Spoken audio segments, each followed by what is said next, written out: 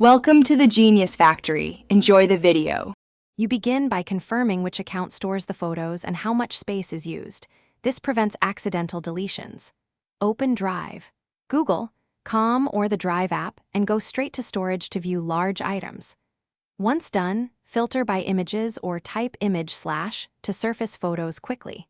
Make sure device sync is paused on other devices so deletions don't immediately re-upload. Now pick the oldest or largest photos as your first actionable set and select them for review and removal. You'll now perform precise deletions. Sort by size and date to find space hogs, and use search terms like JPG or PNG to narrow results. Select multiple items with Shift or tap on mobile, then delete. Remember, this moves files to trash, not permanent removal. Once deleted, go to Trash and choose Empty Trash to reclaim storage.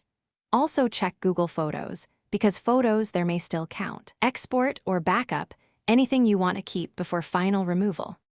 To finish, confirm the reclaimed storage by revisiting the storage view. It may take minutes to update. If you don't see the expected free space, make sure you emptied trash in both Drive and Google Photos and check Shared with Me. These don't free your quota unless you remove owned files.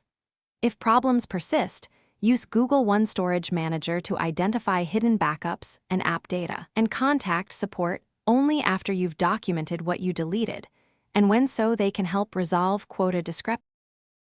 Thanks for watching. If you found this helpful, don't forget to like and subscribe.